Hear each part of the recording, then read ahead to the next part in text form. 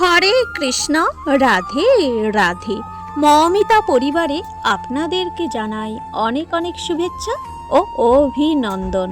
আজকের আলোচ্য বিষয়টি হচ্ছে বৈশাখ মাস শুরু হতে চলেছে, তো তুলসী গাছে ঝরা বা জলদান কবে থেকে শুরু হবে, কিভাবে আপনারা জলদান করবেন, কতদিন পর্যন্ত জলদান চলবে, কারা কারা জলদান করতে পারবেন, কোন সময়ে জলদান করতে হবে, কি মন্ত্র বলে জলদান করবেন। এই বৈশাখ মাসে তুলসী গাছ বাড়িতে কি রোপণ করা যাবে, বা বেড়ে যাওয়া তুলসী গাছ কি এক স্থান থেকে অন্য স্থানে সরানো যাবে? এই সমস্ত প্রশ্নের উত্তর নিয়ে আজকের এই ভিডিও। শ্রোতা বন্ধুরা, আপনারা ভিডিওটি প্রথম থেকে শেষ পর্যন্ত মনোযোগ সহকারে শ্রবণ করুন, আপনাদের কিন্তু অনেক উপকৃত হবে।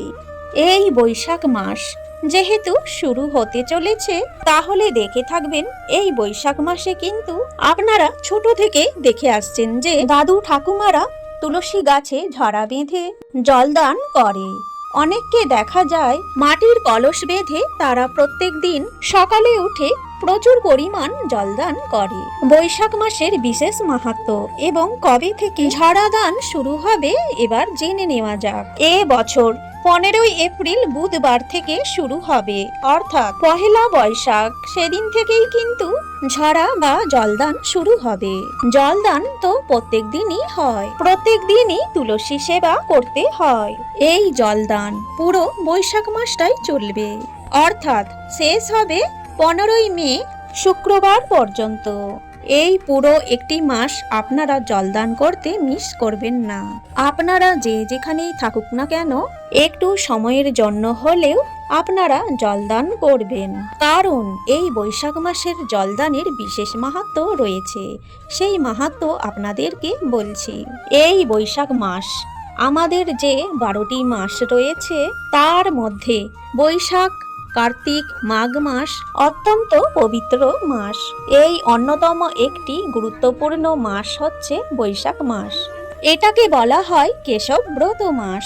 ভগবান শ্রীহরির অত্যন্ত প্রিয়জন হচ্ছে রাধা রানী, আবার রাধা রানীরও একজন সহচরী হচ্ছেন এই তুলসী মহারানী, যার কৃপা না পেলে কিন্তু রাধা কৃষ্ণের কৃপা পাবেন না। সেই তুলসী মহারানীর সেবা কিন্তু অত্যন্ত নিষ্ঠা সহকারে করতে হবে। এই তুলসী মহারানীর সেবা যদি আপনি ঠিকঠাকভাবে করতে পারেন, নিশ্চিত রাধা গোবিন্দের সেবা পেয়ে যাবেন, ব্রজধাম আপনার প্রাপ্তি হবে, রাধা কৃষ্ণ চরণ পেয়ে যাবেন। এই তুলসী সেবায় বিশেষ মাহাত্ম্য রয়েছে। বৈশাখ মাসে যদি কেউ নিষ্ঠা সহকারে প্রত্যেক দিন তুলসী গাছে জল দেয়, নিশ্চিত তার গোলকধামে বাস হয়। শাস্ত্রে বলা রয়েছে তুলসী গাছে জল দিলে কি হয়? ভব ভয় দূরে যায়, মৃত্যু ভয় দূরে যায়, রোগ ব্যাধি দূরে যায়, স্পর্শের ফলে কৃষ্ণ ভক্তি প্রেম লাভ হয়, দর্শনে সমস্ত পাপ বিনষ্ট হয়, পরিক্রমার ফলে সমস্ত পাপ বিনষ্ট হয়। তুলসীর এত মাহাত্ম্য রয়েছে, যার জন্য তুলসীর সেবা করতে হবে। যেহেতু শ্রীহরির অত্যন্ত প্রিয় এই তুলসী, তুলসী না হলে কিন্তু ভগবানের সেবা পরিপূর্ণতা প্রাপ্ত হয় না। যদি আপনি ভগবানের সামনে ভোগ দিয়ে দেন আর তুলসী না দেন, তাহলে ভগবান কিন্তু সেটা গ্রহণ করেন না। ভগবানের কাছে যদি আপনি পুষ্প নাও দিতে পারেন, যদি একটি তুলসী চরণে দেন, তাহলে ভগবান কিন্তু অতি প্রসন্ন হন। সেই জন্য তুলসীকে আগে সন্তুষ্ট করতে হবে। এই বৈশাখ মাসে দেখবেন প্রচন্ড গ্রীষ্মের দাবদাহ থাকে, তাই প্রচন্ড রোদে মাটি শুকিয়ে যায়, গাছপালার ডালগুলো শুকিয়ে যায়, রস শুকিয়ে যাওয়ার কারণে গাছটি লেতিয়ে পড়ে, অত্যন্ত কষ্ট হয় তাদের। তাই কি করতে হবে? তুলসী গাছের এই মাটিটা যাতে সব সময় সতেজ থাকে, তার জন্য কি করতে হবে তা জেনে রাখুন। ঘটি বেঁধে জলদান করতে হবে, কারণ সব সময় তো আপনি জল দিতে পারবেন না। এর জন্য একেবারে ঘটিতে বিপুল পরিমাণ জল দিয়ে দেবেন। তারপর সেই ঘটিটার নিচ দিয়ে চুইয়ে চুইয়ে তুলসীর শিরোদেশে সেই জলটা পড়ে, ফলে তুলসীর অঙ্গটা শীতল থাকে। এই তুলসীর ঝাড়া বাঁধার নিয়মটা জেনে নেওয়া যাক। বৈশাখ মাসের পহেলা বৈশাখের দিন আপনারা তুলসী মঞ্চের দুপাশে দুটো বাঁশ গেড়ে দেবেন, তার উপরে লাঠি বেঁধে দিয়ে তার সাথে ঘটি আপনারা বেঁধে দেবেন। ঘটিটা ভালো করে ধুয়ে নিয়ে তাতে তিলক করে দেবেন। তারপর কি করবেন, তাতে পুষ্পমালা দেবেন, একটি আমের পল্লব দেবেন।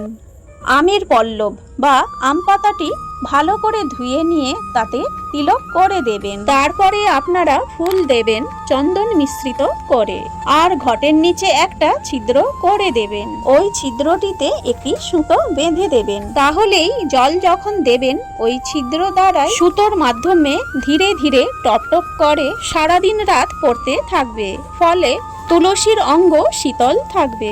এইভাবেই ঝাড়া বেঁধে দেবেন। আর প্রত্যেক দিন স্নান করে শুদ্ধ বস্ত্র, ভেজা কাপড়ে নয়, শুদ্ধ বস্ত্র পরিধান করেই ঘটিতে জল নিয়ে, তামার হোক পেতলের হোক স্টিলের হোক, ঘটিতে জল নিয়ে আপনারা উত্তর দিক বা পূর্ব দিক মুখ করে জল দান করবেন। এইবারে জেনে নেব মায়েরা বা মহিলারা কি জলদান করতে পারবেন? সকলেই জলদান করতে পারবেন। অশৌচ অবস্থায় স্পর্শ করবেন না 3 দিন। সে ক্ষেত্রে মানসিকভাবে অশৌচ থাকলে মনে মনে ভাববেন যে আপনি তুলসীতে জল দান করছেন, এভাবে করবেন। আর এমনি শুদ্ধ অবস্থায় আপনারা সকলেই, মায়েরাই হোক বাবারাই হোক, সকলেই করতে পারবেন। নিজেদের ছোট ছোট সন্তানদেরও আপনারা শিখিয়ে দেবেন।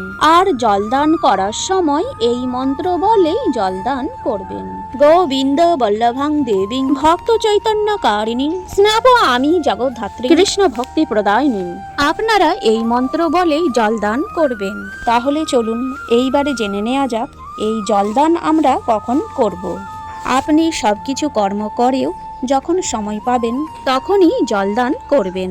তবে সূর্যোদয় থেকে শুরু করে সূর্যাস্তের আগে পর্যন্ত এই সময়ের মধ্যে আপনারা যে কোনো সময়ে তুলসীতে জলদান করবেন।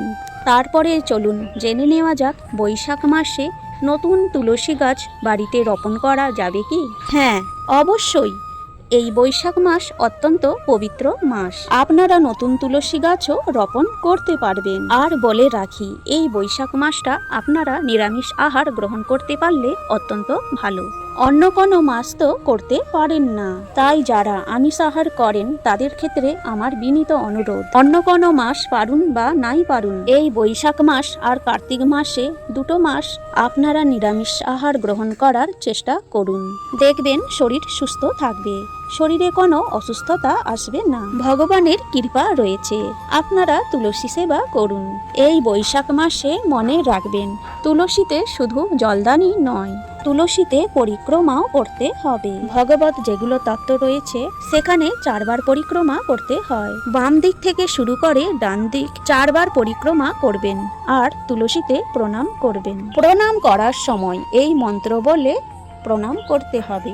নমো বৃন্দায় তুলসী দেব্যই প্রিয়ায় কেশবস্য চ কৃষ্ণ ভক্তি পদে দেবী সত্যবতই নমো নমঃ। হে তুলসী মহারানী, তোমার চরণে আমার বিনীত দণ্ডবাদ প্রণাম, কোটি কোটি দণ্ডবাদ প্রণাম। আমি তো অযোগ্য, তুমি কৃপা করো যেন রাধাকৃষ্ণ যুগল চরণ পেতে পারি।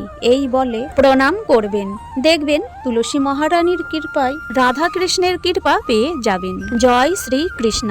আজকের এই ভিডিওটি এই পর্যন্তই থাকলো।